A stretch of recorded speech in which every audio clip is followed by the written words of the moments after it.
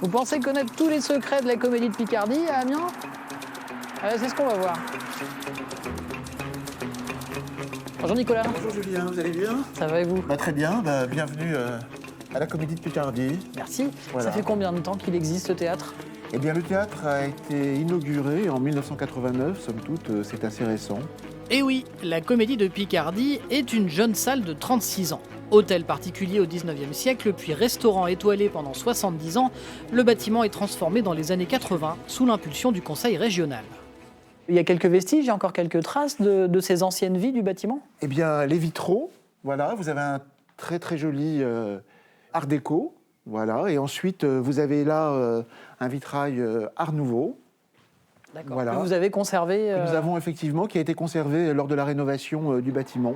Et là, finalement, on arrive dans le bar, qui évidemment est un petit souvenir à l'ancien restaurant. Allez, direction la salle. 400 places, dont 280 à l'orchestre et 120 au balcon. D'excellents fauteuils, on est très bien assis. Vous avez quasi les mêmes fauteuils à la Comédie Française.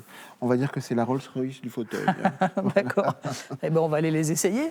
Alors, on était parti restaurant là, tout à l'heure. Oui. Ici, c'était quoi avant la création du Eh théâtre? bien, alors, c'était une partie de la salle de restaurant, mais aussi le jardin. Là où est la scène, finalement, on peut dire que c'était le jardin. Ça me touche toujours, puisqu'il y a des abonnés du théâtre qui ont fréquenté le restaurant dans leur jeunesse ou lorsqu'ils étaient enfants. Moi, je suis ici depuis 1993 et je me souviens, il y a même une dame, je crois que sa communion, le repas de sa communion, s'était déroulé ici même et elle me le rappelait à chaque fois, ça me faisait toujours plaisir. La Comédie de Picardie, ce sont à chaque saison une vingtaine de spectacles, 80 représentations sur place et autant dans la région. Les pièces sont en effet aussi jouées dans les petites salles des départements picards.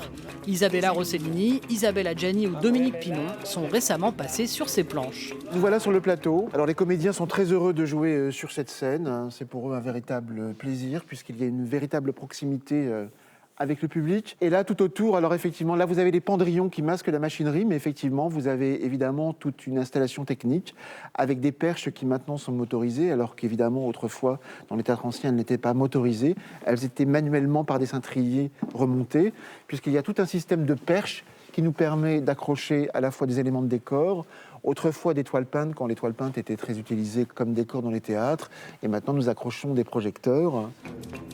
Direction l'un des endroits les plus secrets de ce théâtre. Pour y accéder, il faut passer par la régie. Donc voilà le domaine du régisseur lumière et du régisseur son, voilà, avec une vue D'accord, sur la scène. sur la scène. Et emprunter un dernier escalier pour nous retrouver à plusieurs mètres de hauteur sur l'imposante structure métallique qui soutient toute la machinerie. On passe au-dessus des spectateurs de la scène. Bonjour Maurice. Bonjour. Ça va Voilà. bien? Ouais, très bien. C'est vous le maître des lieux ici? Oui, en partie. Je suis pas le seul. Et ça vous arrive souvent de venir ici Oui, ça pour nous un arrive, spectacle? par exemple, oui, pour faire des lâchers de neige ou autre. Donc ça veut quand même dire qu'il faut arriver un peu discrètement. Ouais, alors, en chaussons, presque. D'ailleurs, les vieux machinaux, ils machinaient en chaussons, D'accord. en charentaise.